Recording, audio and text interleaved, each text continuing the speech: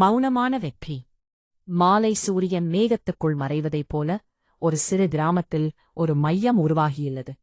கிராமத்தின் மையத்தில் மாணவர்கள் மற்றும் பெரியவர்கள் அனைத்திற்கும் ஆர்வமுள்ள பரிசோதகர்களாகிய ஒரு குழு சேர்ந்து கொண்டு இருக்கிறார்கள்.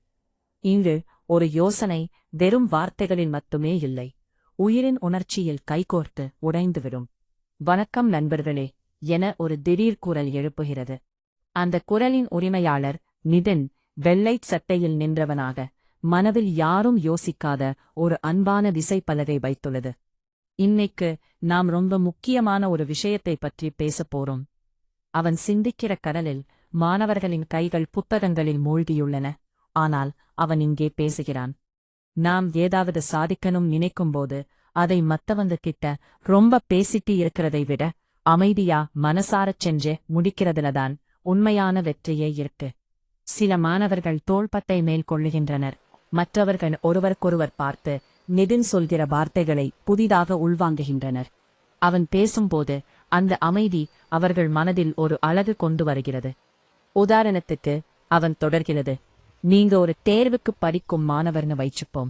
நீங்க படிக்கிற பாடங்களை வாங்குற அதிக மதிப்பெண்களை பற்றி எல்லாருக்கும் சொல்லிட்டு திரியறதை விட ரொம்ப அமைதியா நல்லபடியா படிச்சு எக்ஸாம்ல பெரிய மார்க்ஸ் வாங்கும்போது உங்களுக்கு கிடைக்கிற சந்தோஷம் இருக்கே. மாணவர்கள் ஒருவருக்கொருவர் அருகிலிருந்து நோக்குகிறார்கள். அவனால் கூறப்படும் வார்த்தைகள் அவர்கள் இதயத்திற்குள் இடம் பிடிக்கின்றன. அந்த அமைதியான உழைப்புதான் உங்களுடைய திறமையை மற்றவங்களுக்கு உரக்கச் சொல்லும். மற்றொரு மாணவர் தனுஷ் தன்னுள் ஒரு மாற்றத்தை உணர்கிறான். அவர் தனது கனவுகளை வெற்றியைப் பற்றி பேசுவதற்கு முன்பு அதனை அடைய எவ்வளவு கடினமாக உழைக்க வேண்டும் என்பதை புரிந்து கொள்கிறான். இந்த மாதிரி எந்த ஒரு விஷயத்திலையும் விளம்பரங்களை விட உங்களுடைய செயல்தான் முக்கியம். நிதின் மேலும் கூறுகிறான். அமைதியா வேலை செஞ்சுகிட்டே இருந்தா தடைகள்தானா விலக்கும்.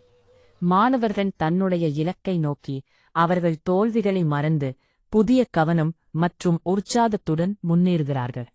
நீங்க உங்களுடைய இலக்கை நோக்கி போகும்போது மற்றவங்களுடைய பேச்சுக்கள் உங்களை பாதிக்காம பார்த்துக்க முடியும். நண்பர்களே, இன்னைக்கு நாம் பார்த்த இந்த கருத்துக்களை பற்றி உங்களுடைய சிந்தனை என்ன? நிதின் கேட்கிறான். மாணவர்கள் ஒரே நேரத்தில் நாம் நிச்சயம் சாதிக்க வேண்டுமா எனக் கத்துகிறார்கள். இவ்வாறு அந்த சந்திப்பு ஆசைகளின் அடிப்படையை அடைந்தது. நிதின் தனது முந்தைய வார்த்தைகளால் மாணவர்களின் மனதில் ஒவ்வொருவரும் வெற்றியை அடைய விரும்பும் உறுதியை உருவாக்கிவிட்டான். தொடர்ந்து உங்களுடைய உழைப்பில கவனம் செலுத்துங்கள், வெற்றி நிச்சயம் எனும் அவரது கடைசி வார்த்தைகள் அந்த கிராமத்தில் ஒலிக்கிறது. வெற்றியின் மௌனம் அனைவரின் இதயங்களில் ஆதரவு தருகிறது.